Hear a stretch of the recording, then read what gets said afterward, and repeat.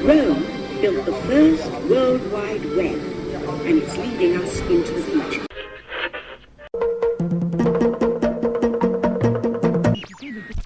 Hi, I'm Dorothy. I'm Dinah. I'm Max. Yeah, Debbie was sick, so the union sent me.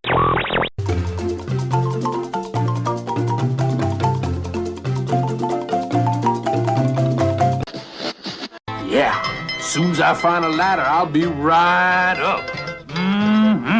WDW Radio, your information station. Hello, my friend, and welcome to the WDW Radio Show, your Walt Disney World information station. I am your host, Lou Mangello, and this is show number 644, and together we're going to celebrate the magic of the Disney parks, movies, and more, as together we go from the parks to the screens and everything in between, here on the podcast, through live videos on Facebook, on our community, blog, and much more. Please be sure to subscribe to the podcast in Apple Podcasts or Spotify, and find everything else at WDWRadio.com. So former Walt Disney World Vice President and Disneyland Paris opening team manager Dan Cockerell joins me once again to share even more secrets and stories from the Disney parks, including tales from Paris and Walt Disney World you've never heard before, as well as some nostalgia, a little bit of Walt Disney in the parks, some practical advice for you, and much more. I'll then have the answer to our last Walt Disney World trivia question of the week and pose a new challenge for your chance to win a Disney prize package. Then stay tuned to the end of the show as I'll have more updates, details about our next Meet of the Month and other special events, both in Walt Disney World and at sea, your voicemails and more. So sit back, relax, and enjoy this week's episode of the WDW Radio Show.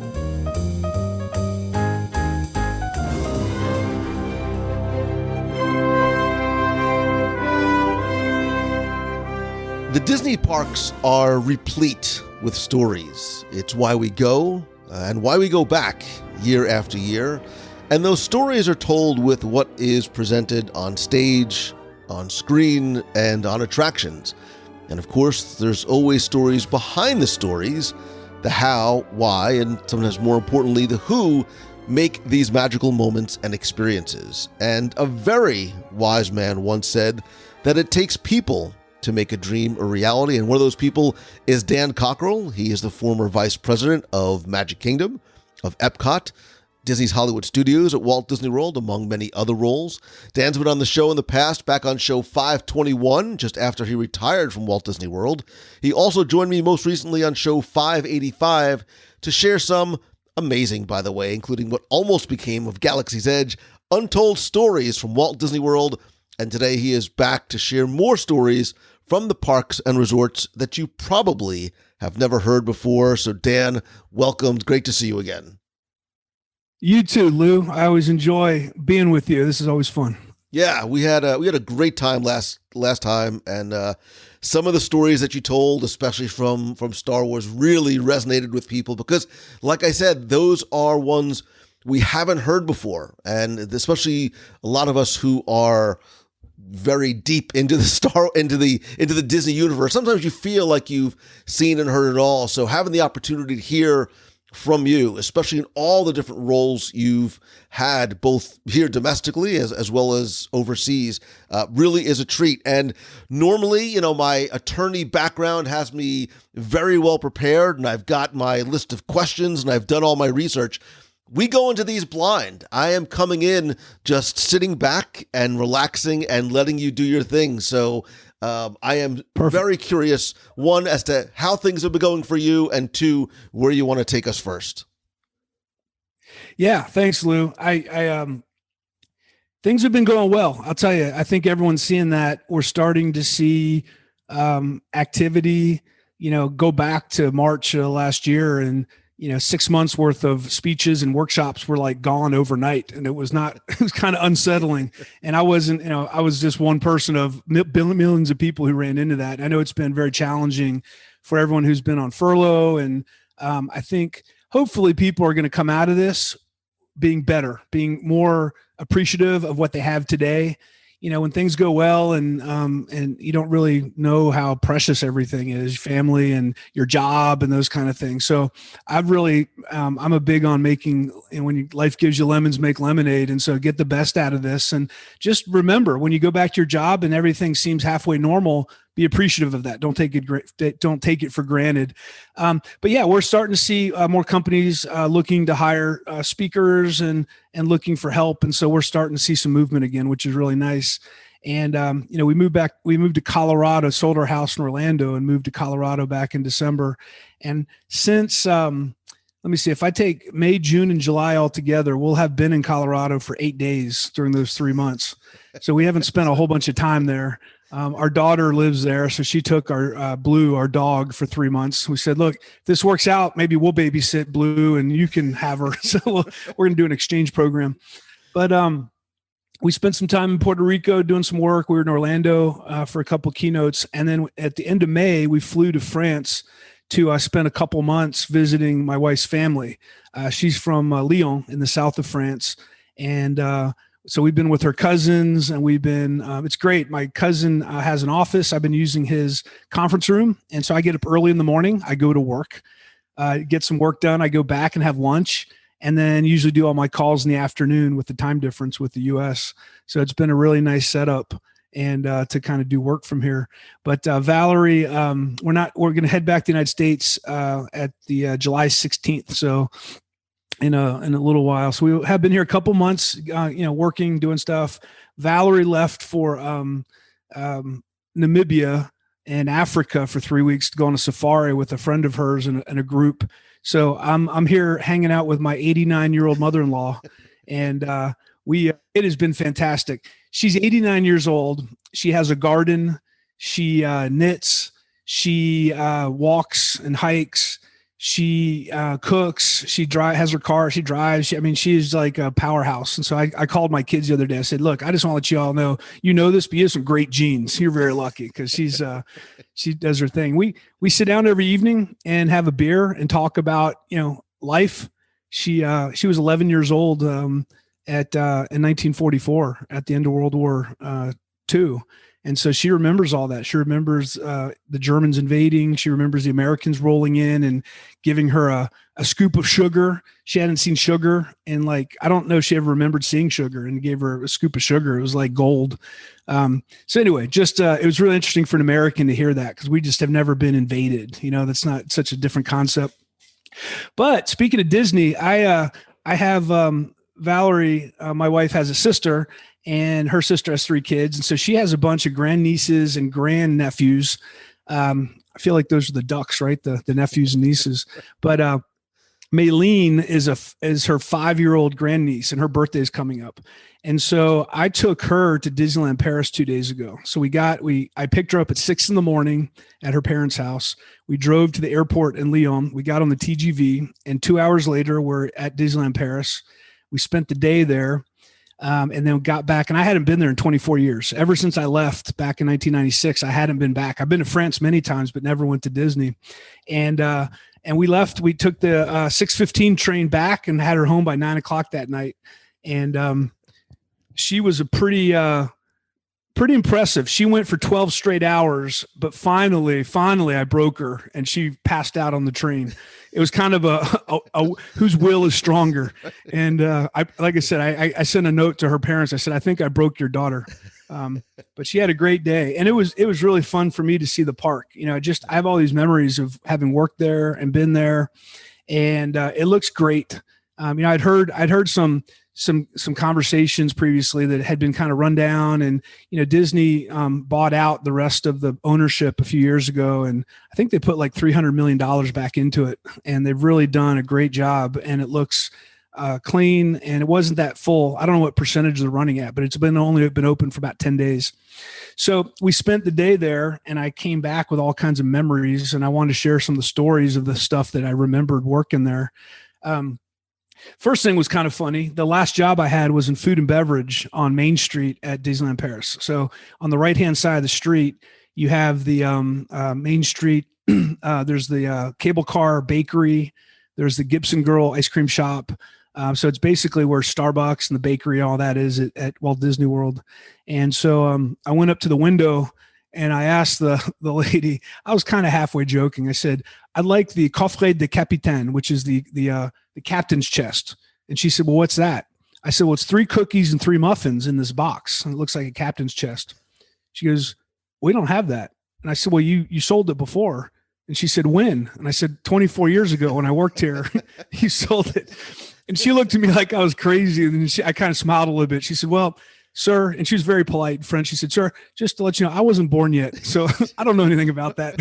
So I kind of did the old man. I wandered off mumbling, why do they got to change everything? Everything's changing around here all the time. So that was kind of funny. But yeah, so when I opened Disneyland Paris back in 92, I was a management trainee in the parking lot. And that was a wild ride. I had a few things had happened. We opened in April. And then about a month later, you have the Toussaint, the All Saints holidays. So the weekends, the week is very slow, but the weekends we were getting like 60, 70,000 people. I mean, we were just getting overrun, really popular. And it's the first time we had dealt with those kind of crowds. And the Evan Auto Plaza that goes all the way down to property and goes on the A4, just kind of like the I-4, the highway. And I got on my scooter because the traffic was backed up at the Auto Plaza and I couldn't see the end of it. And the duty manager from the park called me and, I said, what's the backup? I'm like, well, let me call you back. So I got on my scooter and started driving and I drove and I drove and I drove and it was backed up all the way off property and then backed up onto the highway for a few miles on the highway. And I called back and said, kind of like before Apollo 13, I think we got a problem. There's like thousands of cars backed up out here. We're going as fast as we can. And so that was a big day because we were blocking all the traffic on the main highway east out of Paris. And so finally the police showed up and they closed the exit. And they closed the Disney exit. So people just had to keep going straight. And it was like, we're going to get traffic moving again. And a couple hours later, they called me again and said, what's the backup? And I said, well, there's really not a backup now. We've got most of the cars in. They said, well, have they reopened the entrance to the highway yet? And I said, I went out there and looked at it. And I said, no, it's still closed. And he's like, well, we need to get it open. We got room in the park for guests. And there was one of those, the police had this van. I guess they're in there eating lunch or something. And all these cones were out. And I said, well, the cones are out. He goes, well, move the cones, open it. I said, yeah, but the police are in the van. And he said, open it. So I went out, I picked up these cones and moved them and opened it again. And like 5 cops got out of that van and walked up. I thought they were going to arrest me. Like, what are you doing? And so once again, I called, we got a problem. I'm not supposed to move the cones. And so finally we figured it out. But those are always the growing pains when you're opening a new park. You just don't know what the forecasts are going to be because you don't have any history. You don't know how people are going to behave, when people are going to show up. So those were some wild times. I remember getting to the park. I was the opening manager in the parking lot one day, and I got there like 6:30 in the morning, got everyone checked in, went out to the parking lot, and there was a bus out in the parking lot, and there was like barbecues out there. And I went up. It's a group from Germany who had taken a bus.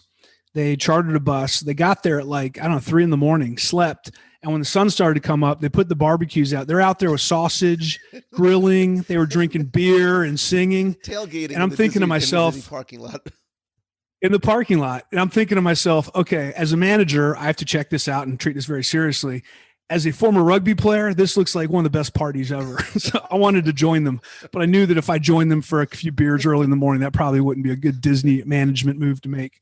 But they were having a good time, and there was no harm, no foul. They had a good time. But you just never knew what you were going to see. Let me see a couple others. So at one point, I was working in guest relations for about a year. So we were dealing with a lot of VIP tours, and back then it was kind of a cool place to come. And I got a call one night, and at the time, Valor and I weren't married yet. We were living together, and our roommate, Alessandra Composto, she was from Sicily. The three of us shared a house. And I got a call, and it was basically they were saying, be at the park at like 6 a.m. tomorrow morning. We have a VIP. We're going to do a tour before the park opens. I said, okay. I hung up, and they knew I worked in guest relations, so they knew it must be a VIP coming. And so they're like, who is it? I'm like, who's who? Like, where do you, I said, I got to leave early in the morning. Well, who are you going to meet with? I said, well, you know what? That's confidential. You guys don't work in guest relations. So they were not happy about that I wouldn't tell them who was coming.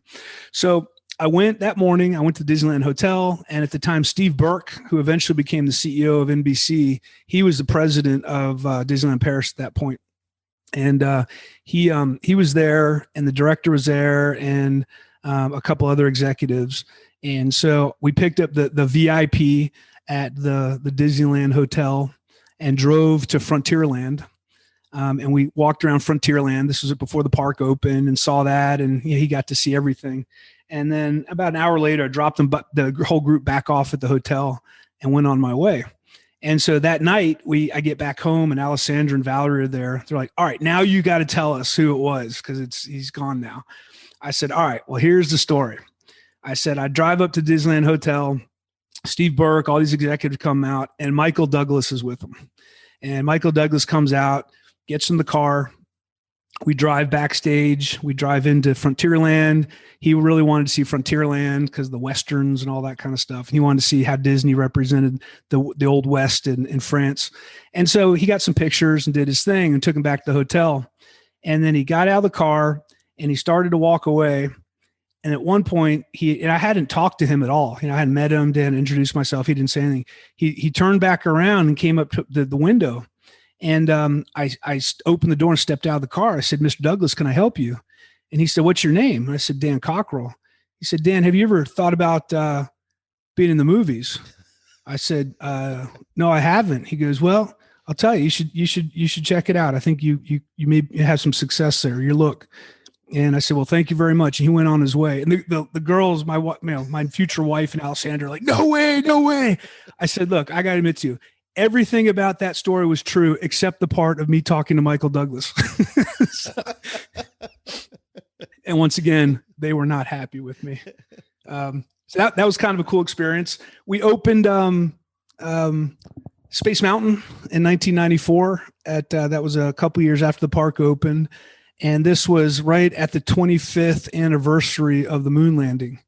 And so, at the time, Neil Armstrong was kind of hyper introverted and really didn't go to a lot of events. And so Buzz Aldrin would often be seen. He was an outgoing guy. And so they invited him to come to Disneyland Paris for a week for the press event for the opening of Space Mountain. And I got assigned to be with him and his family since I was in guest relations. So they said, Dan, you just make sure he shows up to where he needs to be when he needs to be there. You take care of dinner, breakfast, lunch, dinner, you drive them around, take care of the family. That's your job this week. And so I hung out with him and his family. And interestingly, his son is actually a rocket scientist. He does a lot of consulting in Russia for them, and was with Buzz Aldrin. And we talked about lots of stuff, space travel and what it was like. And I remember the reporters interviewed him and they asked him what was smoother, the moon landing or Space Mountain launching. And he said, actually, the moon landing was smoother than Space Mountain was. So they all thought that was kind of funny. And so that was cool to hang out with an astronaut for a week and get to know him. And then the other thing I remember very well was back this was June of 94. Francois Mitterrand was the president of France at the time. And George H.W. Bush was not the president anymore, but he was visiting. And they decided they were going to meet at Disneyland Paris with their families and have lunch together. And so they showed up, and the Secret Service came in advance. You have a smaller Secret Service team than usual because he wasn't an acting president, but he still has a group that comes a couple days, an advance team to take a look at the routes and where he's going to go. And so we did all that work with them. And actually during the stay, they were at one point they met in the VIP lounge before they went to the restaurant, the Auberge de Cendrillon, which is a restaurant right behind the castle, table service restaurant. And they were in the VIP lounge at guest relations, and they have a system where when you have security or Secret Service from two different countries, they all have they wear something. I'm not sure what it is. They all wear something to designate that they're all supposed to be there, because they don't know the other Secret Service, the French Secret Service. French Secret Service doesn't know them, so they have it's either a lapel pin or there's something. They change it, so no one really knows. Maybe a ring, but it's different colors, and the colors change every day. And it's a quick way just to make sure when you don't know who's in the crowd in a room, you do a quick check. And if everyone has the right color lapel pin or whatever, they're supposed to be there. And well, one of the French Secret Service agents didn't have the right pin on, and by the time Mitterrand and Bush showed up, they had him pinned down on the ground and handcuffed, the American Secret Service. And it was almost an international incident. But they got through it. And I guess that guy learned to follow the rules in the future. So anyway, yeah, it was a lot of neat people. It was a really cool operation to work in. People always said, well, why wasn't it successful? And I think a big part of it was when you open up 6 hotels, a retail dining district, and a theme park on the same day, there's lots of risks that go along with that. And, Disney, I think, has gotten much better at phasing openings. We'll build a park and a hotel, and then we'll have 3 or 4 more phases in the future. Because once you build something, it's built and you can't really undo it. And I think they've gotten much smarter now about doing the phasing. Once you open something, you see how the guests react to your pricing, they see how they react to your product, and you make adjustments along the way as you build new hotels and new parks and new products. And Disneyland Paris was, kind of Euro Disney. It was one shot. We're going to open it all at once. And what you find out is some of the assumptions you made are not the right assumptions. Like we assumed everyone was going to leave the hotel and go to the park to have breakfast. And so the restaurants weren't built to have enough room capacity for breakfast in the morning. And that to this day is an issue because people they want to get up and have their coffee and their croissant and everything at the hotel. And the space isn't big enough, and you're really not. It's a lot of money to enlarge it. So now they have sort of they'll serve boxes of lunch, breakfast you can take back to your room. But it was just a good example of every culture, every place you build something, people behave differently. And unless you can anticipate how they're going to behave, you got to really think about how you're designing space, how you're thinking about how big things are, where people are going to spend their time, how long they're going to spend their time. And that story has recurred in Hong Kong and Shanghai, just the behavioral things that you think But once again, that's what makes the world really interesting. People don't act the same way, and that's a great business learning. I was going to say, it seems like those lessons were learned very quickly with the opening of the parks in Asia, especially from a cultural perspective and how things are different there and the expectations are different there than they might have been in domestic parks or even Paris. Yeah, I mean, that's a great example is Hong Kong. They they built all the quick service restaurants, and the dining rooms were about the same size as the United States, and they ended up having not even close to having enough capacity. And they said, "Well, what happened?" And they said, "Well, when at the time when they first opened, when a child comes to Hong Kong at the time Shanghai wasn't open yet, you have 2 sets of parents and 2 sets of grandparents." Or a mom and a dad and all their parents. So you basically have, 6 adults and 1 little kid who's the prince or princess. And the family sets up in a fast food restaurant and they just camp there the whole day. And they just come back. The grandparents take them on a ride and come back. And the parents take them on a ride and come back. And the restaurant, their dining room doesn't turn over. So once again, it's really interesting how I don't know if you could anticipate these things. I guess you could do simulations, but, you're surprised by these things when once you see them, you're like, well, of course, we should have known that. We should have known the party side would be this because, for years, China, it's changing now, but China had a 1-child policy. So these kids there's probably more only children in China than the whole world. And they're treated like, they're the future of the whole family. So the whole family wants to be with them. And I know having been to the parks in Asia, I still haven't been to Paris yet. I'm trying to rectify that as soon as possible. Sometimes, and one of the things that was fascinating to me wasn't just necessarily the bringing of children to table, but especially in places like Tokyo, people would dress up and they would bring their duffies to the table and put their duffies in high chairs and chairs. And you're right, they would sit there. I remember being in Tokyo for breakfast one morning. We were there for a long period of time because we had a group, but there was a couple that was there with their Duffy children that was there. I mean, like you said, what looked to be camped out for what was going to be a pretty measurable length of time. Yep. Another cultural piece. And, I think a lot of times as an American, you go, man, that's weird. But having lived in France and having traveled around the world, I've gotten beyond that now. I don't think things are weird anymore. I've just realized, cultures are different. if you've lived in France or Europe or Asia, you go to the United States, there's a bunch of stuff. You're like, what's up with that? I talk to French people when they visit us in the United States. I love taking them to 7-Eleven and showing them the super big gulp. I'm like, this is America right here. They're like, what is that, a bucket for like a sand bucket for the beach? I'm like, no, we drink out of this. It's just different. It's different.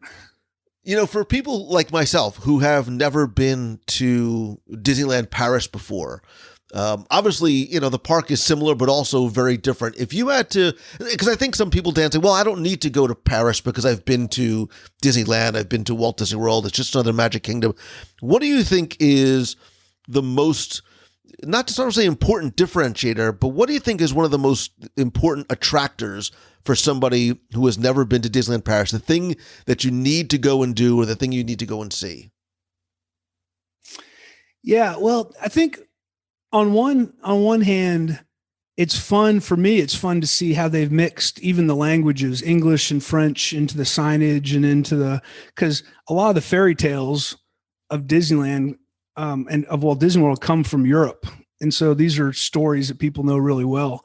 I think the thing for me was just overall as an impression, compared to Magic Kingdom, it's a pretty new park. It's obviously not as new as it was before. It's almost 30 years old now, but it's the craftsmanship, the detail, the Disneyland Hotel that's right at the main entrance. You walk underneath the hotel to go in the park. That's beautiful.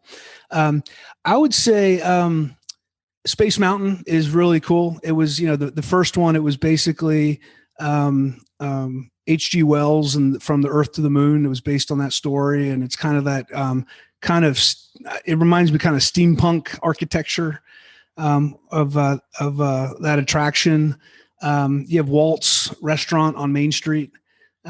Just seeing, I think the Imagineers had a lot of fun with really kind of amping up all the American stereotypes. I mean, when you go to Frontierland there, there's something different about it. It just seems more American and more Western. And it's probably because that's sort of for a lot of Europeans, that's America, cowboys and wide open spaces and that kind of thing. And they get really excited about that. And the other thing I noticed this time around, I think it's always been this way, but the costumes are just fantastic. I'm not sure if they're just have more flair or more style, but it seems like everyone wears them with more. And you can tell the cast members in Frontierland and Adventureland, dressed up as pirates. I mean, they're very intricate costumes and they wear it like they feel good about wearing them because it's kind of like Halloween every day. You get to dress up. And I think they like to play that role.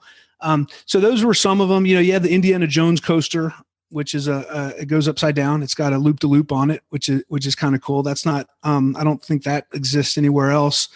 And then, then there's a lot of there's a lot of sharing now. I think the Spider-Man Marvel just opened at Disneyland Paris, some of those. So there's a lot of sharing and you're going to see some similar things, but just when you look at the architecture, there's closed in arcades that run parallel to Main Street. So you can walk up and down Main Street inside. So they really made some improvements, I think, when they built Disneyland Paris and thought through. And when you have a chance to rebuild the park again, you take everything you wish you'd done better the first time around. The hub, the central plaza in front of the castle is bigger. They put a dragon underneath. It wasn't open this time, unfortunately. That was one of my favorite parts is you can go underneath Sleeping Beauty's castle. It's Sleeping Beauty's castle at Disneyland Paris. And there's a dragon and it winds all the way through underground. And you see his stomach breathing up and down. Every once in a while, he wakes up and smoke and fire come out of his mouth and he goes back to sleep. So there's some, they really had a fun time with it. Yeah, people keep saying the dragon is just a spectacular addition. Yeah, and Maylene and I were excited to see it, but they're doing a bunch of refurbishments on the castle. I don't know why they're doing refurbishments. The place was closed for a year, but anyway, that's what's happening.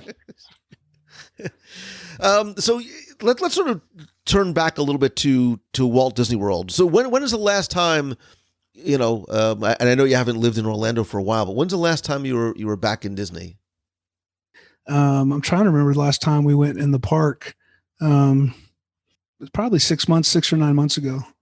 And we had a great experience. I mean, I know it's been, just managing, I just can't imagine. I know how hard it is to operate those parks at those capacities when everything is normal, getting people to keep their masks on and keeping track of distances and putting spaces between everyone on attractions. I mean, they worked hard to make that all work. And I think they brought all their organizational skills to bear to get through that period of time. So it was pretty impressive. So I just had an idea. What if we do something fun? What if we do a little Dan Cockerell lightning round? What if I throw you're like, oh my God, what did I get myself into? I have no idea because I'm doing this on the fly. What if I just sort of give you some very quick Dan Cockerell Q&A opinions about stuff at the parks, or maybe that you think might want to come to the parks? If they said, okay, Dan, you can bring in what property or character, or from a film or whatever it might be, would have you always wanted to see brought into the parks for an attraction? I was, I'll tell you, I've never ridden Tron. I've never been to Shanghai, and I know it's not open at Magic Kingdom yet, but I was a huge fan of Tron back in the day, and even the remix for me. I love science fiction, and I love the color in that movie and the visuals and all that kind of thing. So I think if there was an opportunity to even expand that more, that would be kind of cool. The problem with Tron is a lot of it is visual, and you don't really have real strong characters necessarily. And that's important when you bring these attractions to Disney. You have to have a strong story behind it, because you're not just trying to offer an experience. You want people to be, connect with the story and have an emotional connection with it. And Tron is, it looks cool. It's a great ride. It's got, you sit on it, so it's a whole different feel. But I'd like to see that expanded. But the problem is, I think that's kind of a niche kind of thing, and we got to get something that really appeals to broad audiences. But Tron was a cool one for me. I'm with you, man. And I've ridden Tron in Shanghai. I cannot wait for it to come to Tomorrowland here. But you hit it right on the head. It's even beyond the fact. Look, Tron has a great story, and I love the original as well as the remake. I was sorry that they weren't able to continue on with that franchise, although I think that hopefully might change. But you're right, trying to bring that property and that environment would be wonderful, but there is a huge disconnect, because you're right, we don't have that emotional connection to a character or to a story. So you're bringing in a place and a space, but it doesn't necessarily mean anything to anybody. Right. But I could just imagine, and for all I know, I finally bought an Oculus 2. I'm messing around with how to maybe do some virtual conferences, and I'm playing around with it. I don't know if Tron's been a game yet, but to be on a light cycle and have full control over it and be able to ride like they do in the game, I mean, that for me would be a cool attraction. Yeah. So, all right, that brings me to my next question. What do you think the future is? What do you think is next? Because I think what we're expecting to see, and I don't mean tomorrow, but I think in the very near future, in terms of what comes next for the guest experience, the levels of interactivity, personalization, AR, VR, because as our at-home experiences increase, because we can do that type of thing in our own homes, how does Disney start to plus up the in-park experience with some of those different elements? Yeah, I mean, that's absolutely going to be challenging, because to your point, as cable gets faster and you get higher data rates, games can become even more immersive. And now with the VR, you can do it at home and all those kind of things. I think it's if they do it right, they will continue to focus on creating experiences that friends and family do together. That seems to be the key. Even when you look at the new Star Wars hotel, you're together as a family going through that experience. So going through it is not enough. You have to do it with others, because that's where the storytelling comes, the family memories, the magical memories you make together. So I don't know what that's going to look like in the future, but I know Disney's going to have to be careful, because technology, a lot of times it's easy to separate people. People are on their phone, they're looking down.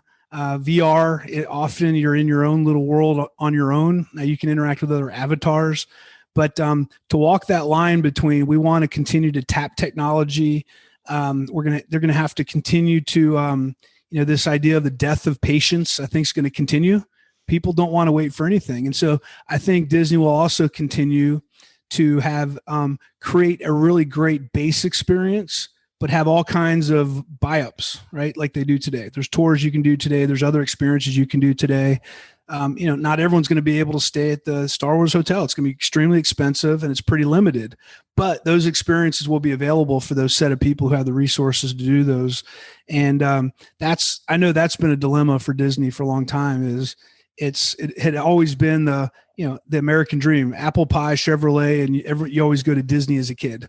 And that's not necessarily going to be the case moving forward. The world is changing, and a lot of those experiences are becoming maybe going to be outside the price point of certain guests. So I would say, the ones that continue to come, I think they're going to look at shoulder seasons and really keep the pricing as low as they can. And then I think you're going to see Christmas and other periods, the price go way up because there's huge demand during those times and people have the money to spend. And it's a supply and demand economy. But I would say that's going to be the big one. Can I watch a show together with my kids? I mean, being with my little grandniece the other day, just watching her the whole day. It's the closest I've come to feeling like a grandparent. It wasn't my kid. And so I wasn't and I decided, I went into the park and I just decided she is going to call all the shots today. I'm not going to tell her anything. And so we backtracked. We probably walked 10 times further than we had to, because I never told her, well, if we do it in this order, it'll be more efficient. She's like, let's go to Pirates. I'm like, let's go. And she's like, let's go to Fantasyland. I want to go to It's a Small World, the Monde de Poupée. Let's go. We walked all the way across the park. Let's go do Pirates again. Okay. We walked all the way. So for watching her be in total, you could tell she's like, I get to choose everything, where we eat, what we have, and that was fun to watch. So I think when people are in control of their visit, they can make those decisions. But for me, the big one is we did that together. And, I'm trying hard to be in the American Uncle Hall of Fame here in France. I think I have a good shot at it. You're definitely the cool uncle for her. But look, what you did with her is what I think that every guest wants, right? We want to be able to choose our own adventure. And I think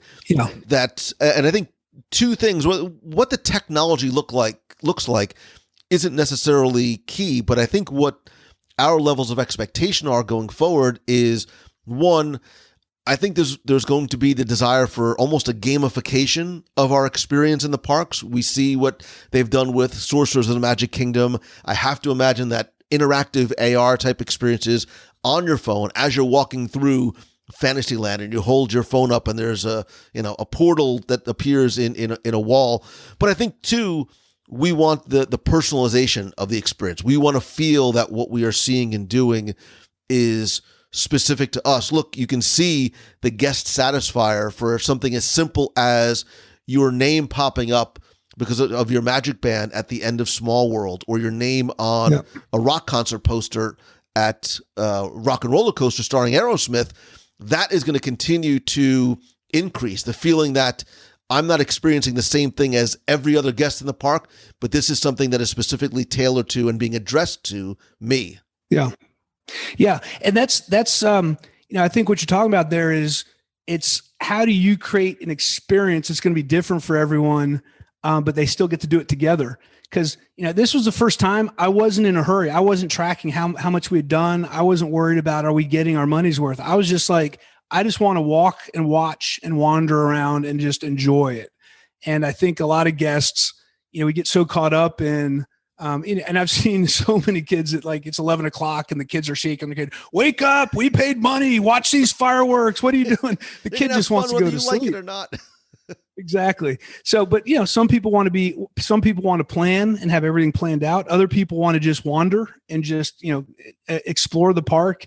And I think that's going to be a dilemma, but Disney will figure it out. How do you create an opportunity for everyone to experience it the way they want to? And that's the game. That's the game right there. Yeah.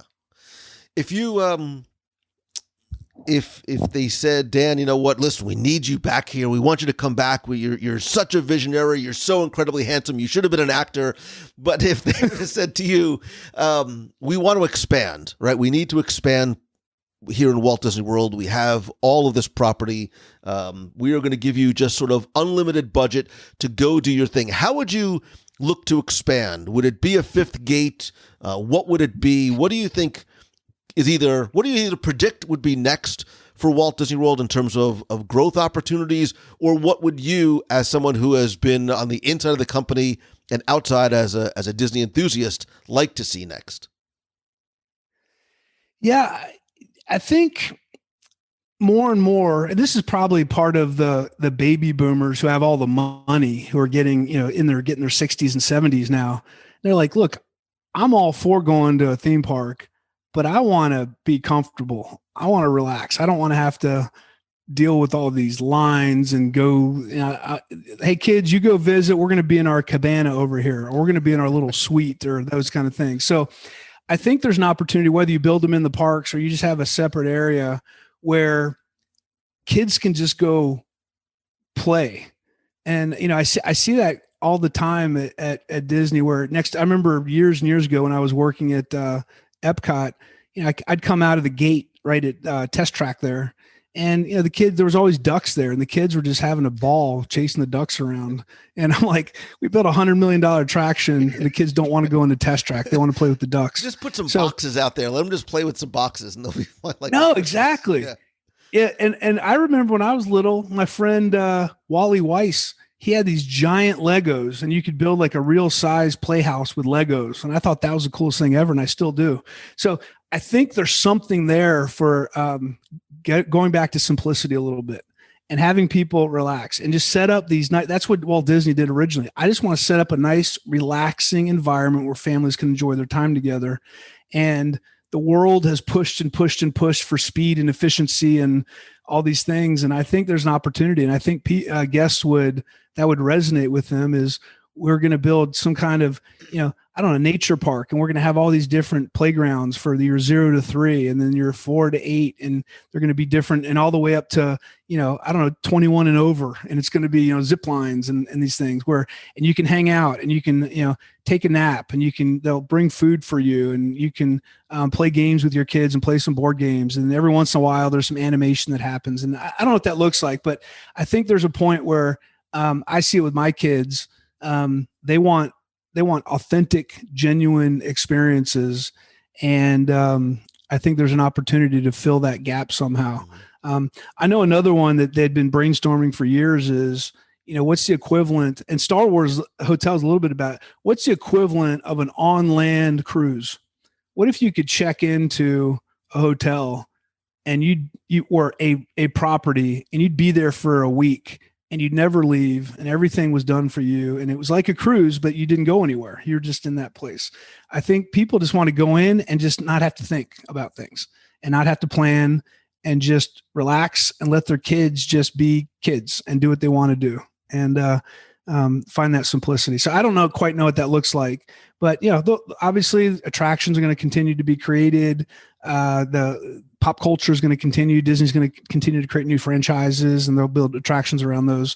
But there is something about that simplicity piece. You hear about, when you were younger and you went to the lake with your friend's family, and, just those are some great memories. How do you recreate that?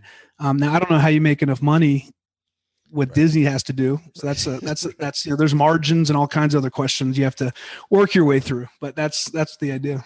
Well, and it comes full circle, right? Walt Disney World was billed and remains the vacation kingdom of the world because, unlike Disneyland, the idea was it was a place that you came and vacationed for a week.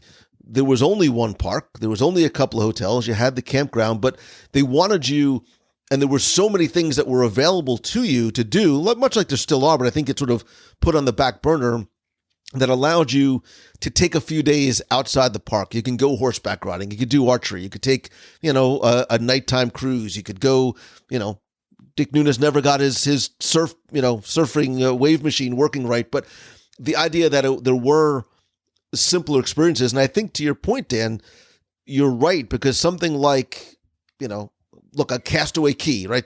That type of thing where it is experiential, but it's simple, and it's about family spending time together without standing in a queue, rushing to get somewhere, getting a fast pass, making it ADR.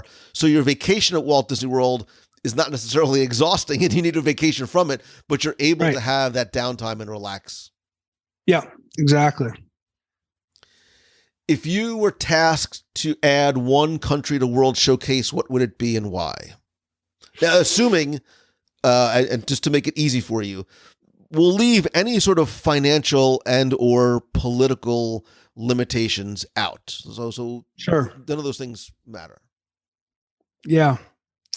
Well, the easy answer, I think, for a lot is, South America, and whether it's Brazil or Argentina or whatever that looks like, Chile, but they're definitely not in the mix there.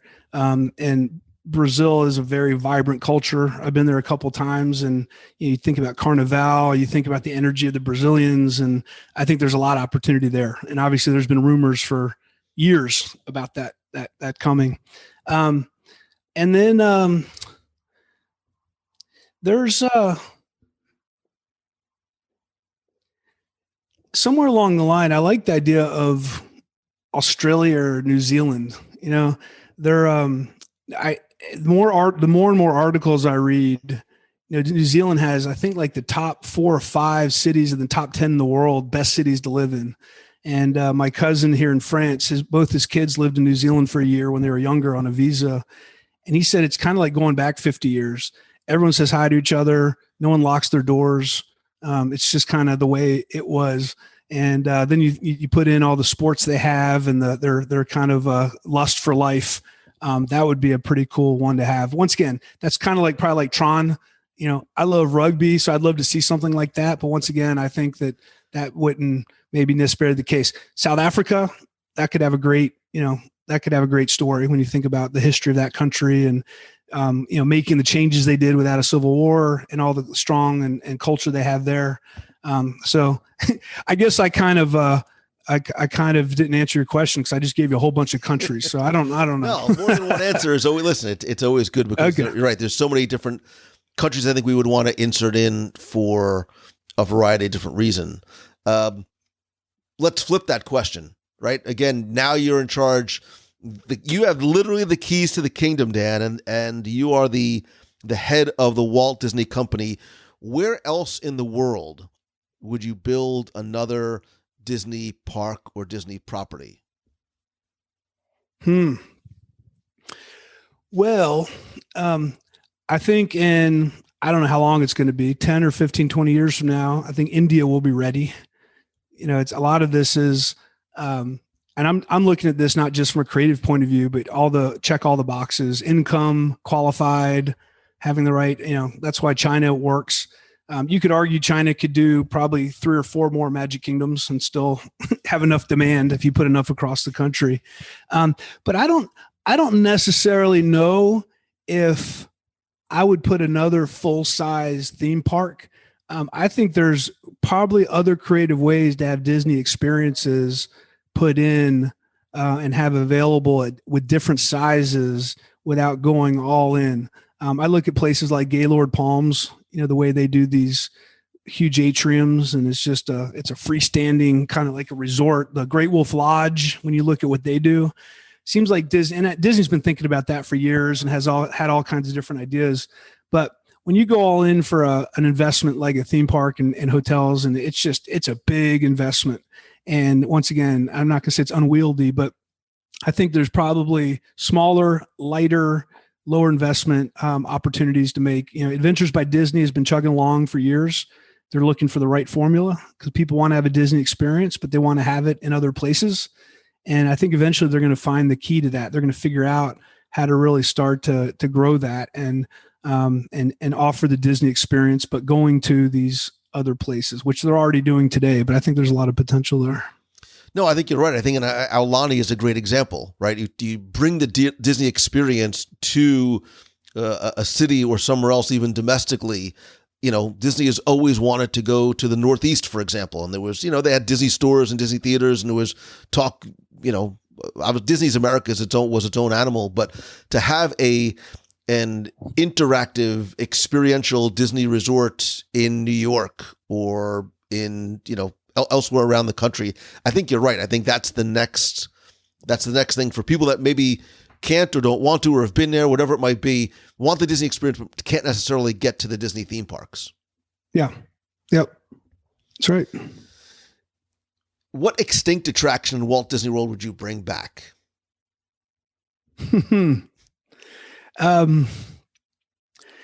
I think whatever the next version of 20,000 Leagues, bring back the Nautilus. And one of the reasons I'm remembering that, when I was at Discoveryland, which is the name of Tomorrowland at Disneyland Paris, there's a great attraction next to Space Mountain called, and I'm not sure if it's called Nautilus or Captain Nemo, but it's a walking tour. And you basically walk down, you take I don't know what they call those elevators, but you go down underwater and you go onto the Nautilus and you walk through and you see the captain's quarters, and there's a big octopus outside the window. And it's a really neat walkthrough attraction. And it just seems like if you resurrected that kind of experience, you could do something really neat under the name of sort of adventure. And because the Nautilus, it's such a cool visually, it's cool, great story, great characters, and something along those lines. I don't think you bring back the exact one you had before with actual water even necessarily, but that would be pretty neat. Do you have a personal favorite attraction, any park around the world, or one that, just still gives you that sort of wow moment experience when you ride? Well, I think I change my answer every time I answer this question, depending on how I've been thinking about stuff. I'm kind of sentimental these days. And I remember when I was the operations manager at the American Adventure and Japan pavilions way back in, 1997, 98, at least 2 or 3 times a week, I'd slip into the side door at the American Adventure and watch the show there. And just very emotional, the history of the United States. And at the end, the music playing. And there's some great quotes, from Mark Twain and Benjamin Franklin about history.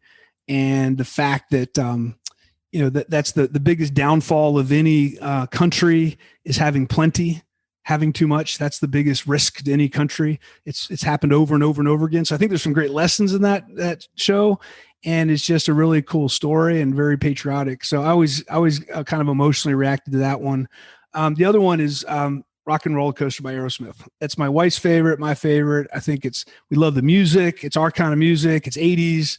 It's smooth. It's upside down. It's just overall, I love the vibe of that ride. Love it.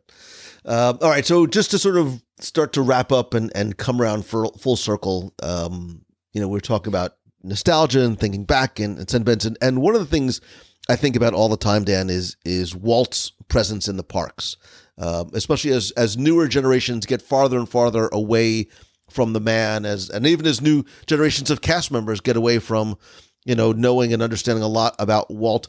Tell me from your perspective, both from former cast member, executive level position, as well as guests, your feelings about Walt's presence in the parks, in any of the parks around the world.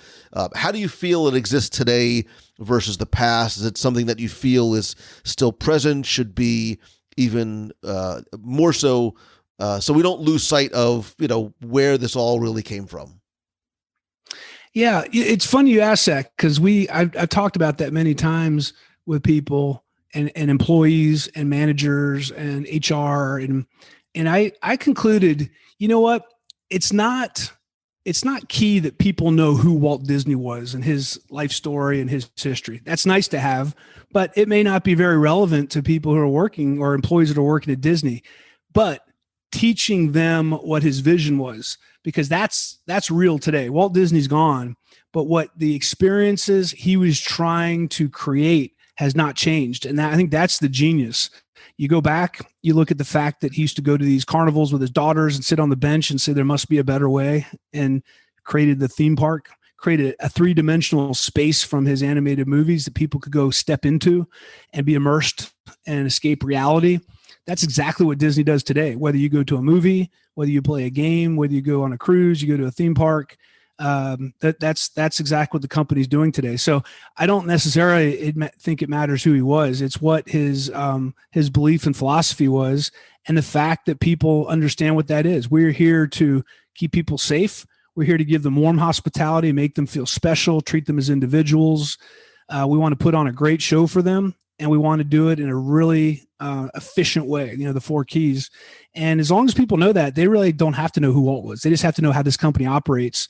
And that's probably where the pride is. So something that Valerie and I talk often when we do our seminars, she came up with this quote, which I love. She said, what we're going to talk about today are very simple concepts, but not easy to execute. Don't confuse simple with easy.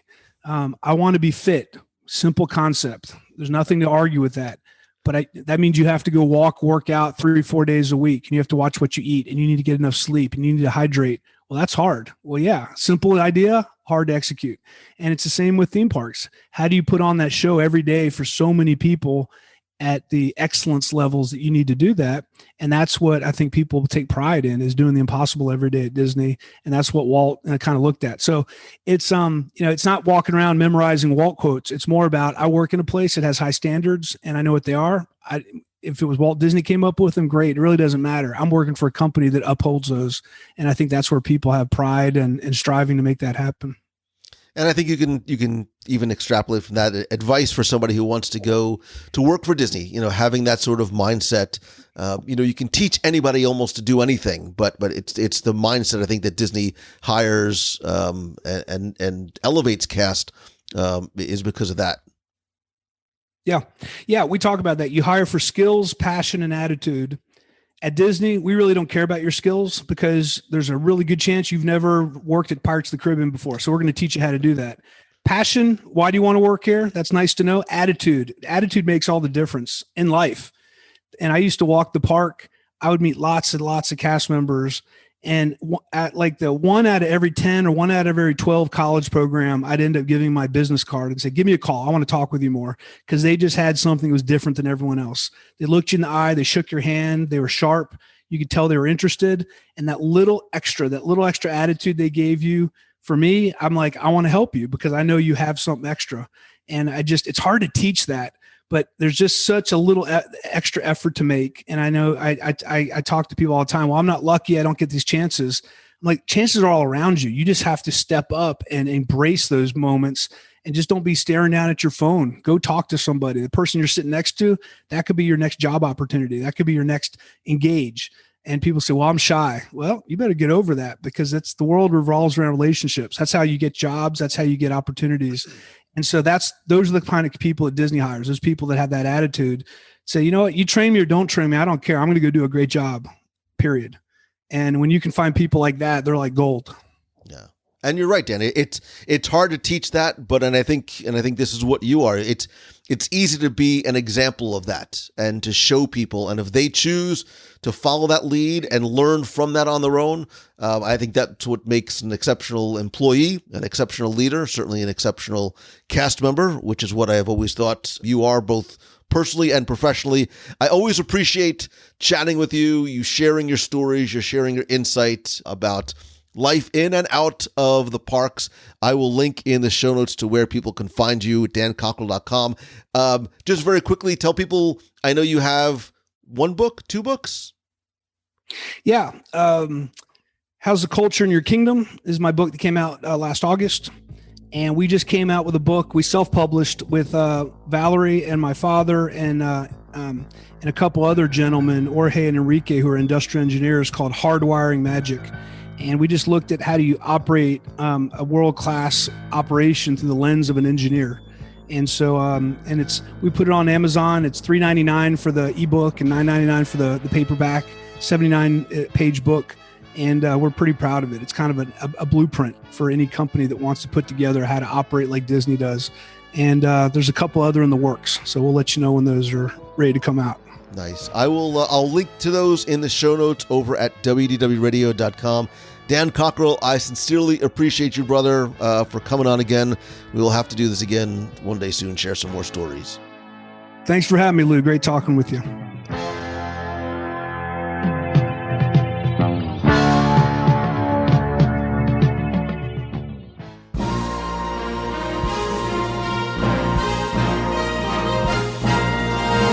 It's time for our Walt Disney World Trivia Question of the Week, where I invite you to test your knowledge of Walt Disney World's history, or just see how well you pay attention to the details in what you see, hear, taste, even remember. If you think you know the answer, you can enter for a chance to win a Disney prize package. And this week's trivia contest is brought to you by you. And I'm not kidding when I say that, because as part of the WDW Radio Nation, you literally help bring every episode of WDW Radio to life. Every broadcast from the parks, the contests, giveaways, they are all thanks to and because of and for you.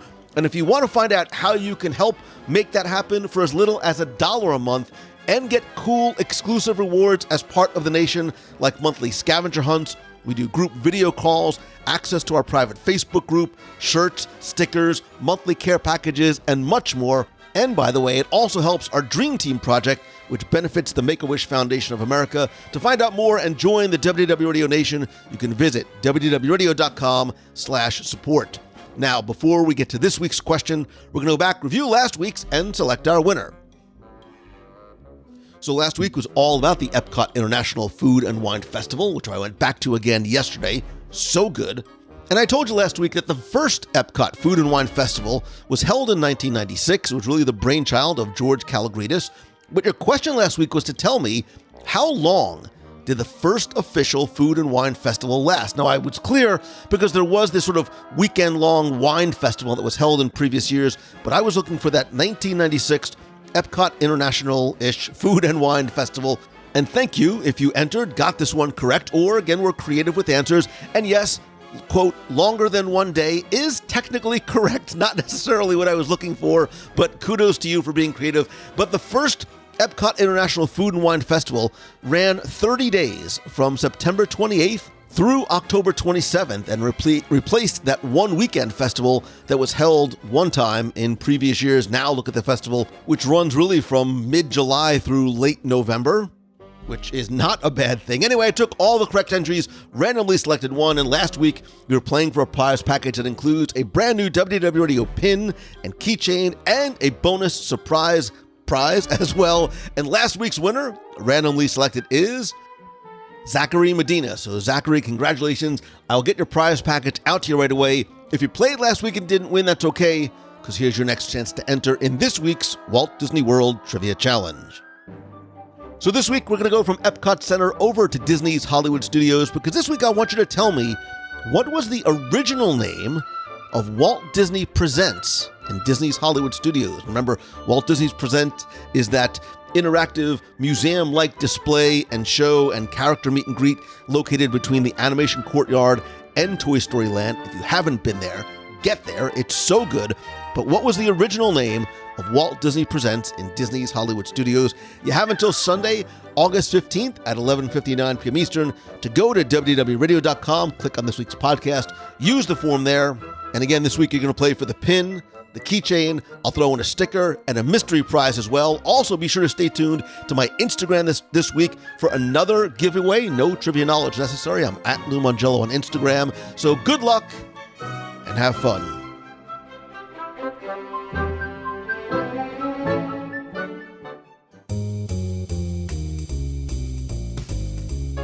That's going to do it for this week's show. Thank you so much for taking the time to tune in this week. I sincerely appreciate you spending and sharing it with me. I understand how valuable your time is, and I am incredibly grateful that we get to spend some of it together. And I'd love to continue the conversation, not just about this week's show, but anything in the Disney, Marvel, and Star Wars universe over in the WDW Radio Clubhouse. That is our very fun, very friendly, family-friendly, and very welcoming community over on Facebook at WDWRadio.com/clubhouse. Come over, be part of the conversation, introduce yourself, and share any questions or things you want to discuss there as well. You can also connect with me on social. I am at Lou Mongello on Instagram, Twitter, Facebook, LinkedIn, and Pinterest. And please be sure to like the WDW Radio page at facebook.com/WDW Radio and turn on notifications there and the Clubhouse so you don't miss a thing, including, but not limited to, our Wednesday night live video shows over on Facebook every Wednesday, 7:30 p.m. Eastern. And by turning on notifications, you'll also get notified as I go live other times throughout the week, both from the Disney parks as well as at home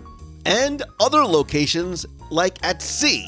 For example, I'm going to be live from the Disney Dream August 27th through 30th, and I'm going to be sharing, that's a Friday through a Monday, I'm going to be sharing live video on Facebook as well as stories and posts on my Instagram, at Lou Mangello, so that I can help let you experience the ship and see everything that's new and different. We'll tour the entire ship.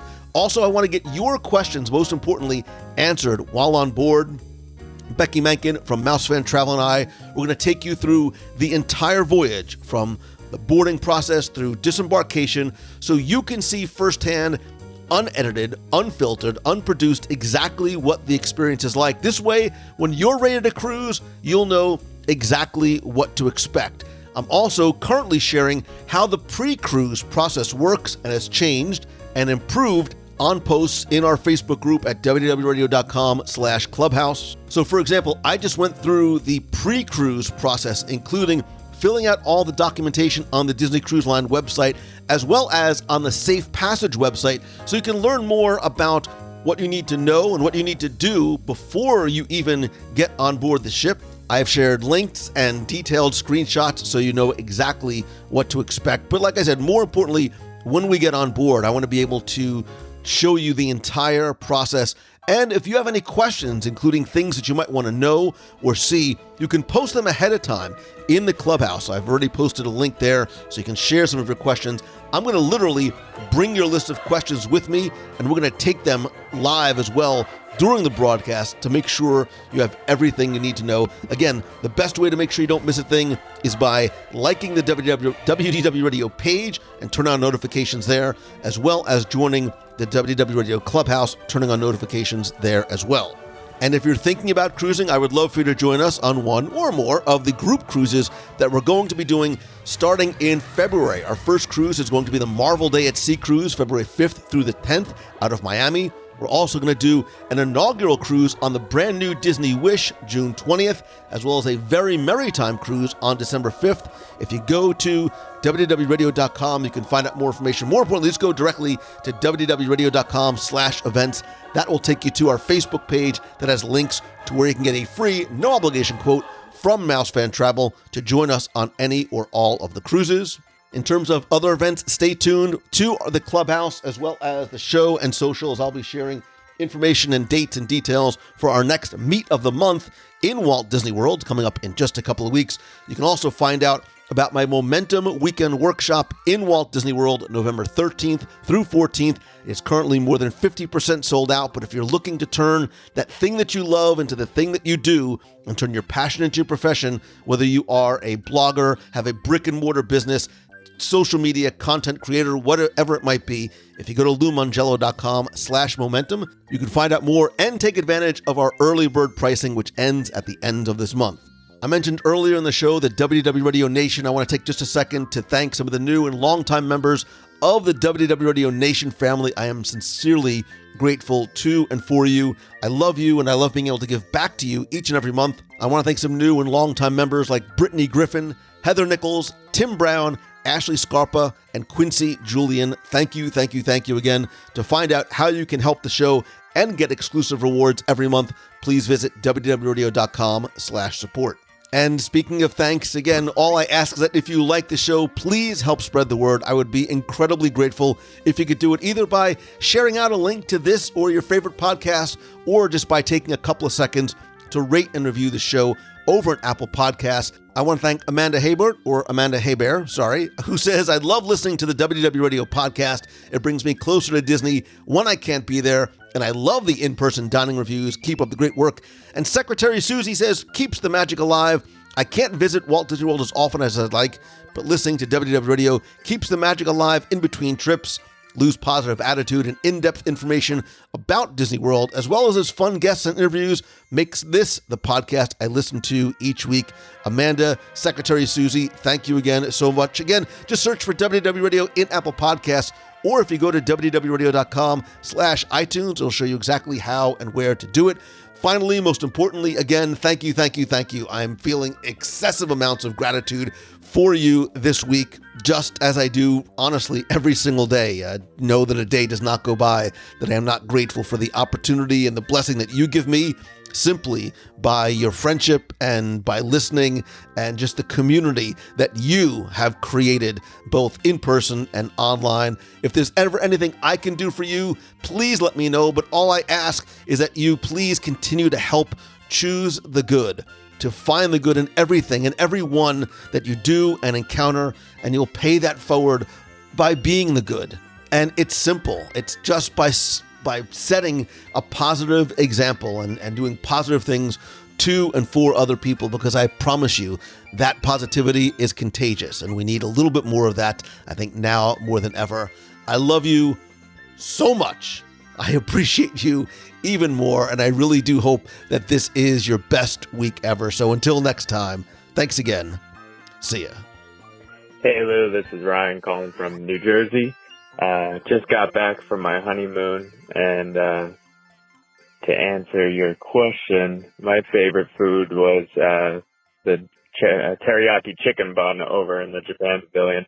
It was just, not only was it good, it was just so much fun to eat. Just the squishy bun, it was awesome. But I actually was on my honeymoon, and I happened to see you when you were interviewing the chef over there near the Canada Pavilion.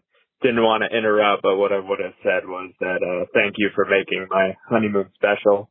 I started listening to you a couple years ahead of our honeymoon, which got delayed because of COVID. But thank you for being such a awesome, bright light in this dark COVID world. And I wish you nothing but the best, and I hope to meet you in the future. Goodbye. Hello, Lou Mangello. It's Charlene Nagy, formerly of West Seneca, New York. I'm calling in from Epcot. I'm finally back in the park today. First time in quite a while. I've just been traveling up in New York, around Buffalo, West Seneca, Hamburg, you name it. I was there. Had a lot of pizza and wings. But I wanted to call in and say that we have 183 days until our Marvel Day at Sea Cruise with the WDW Radio Group. Could be so much fun. And then I know people have signed up from our running team for the upcoming races that have been announced. So I'm wishing them all luck, and I will try to be there to cheer everybody on. Love and hugs to everyone, and happy birthday, Lou Mangello. Have a wonderful, magical year.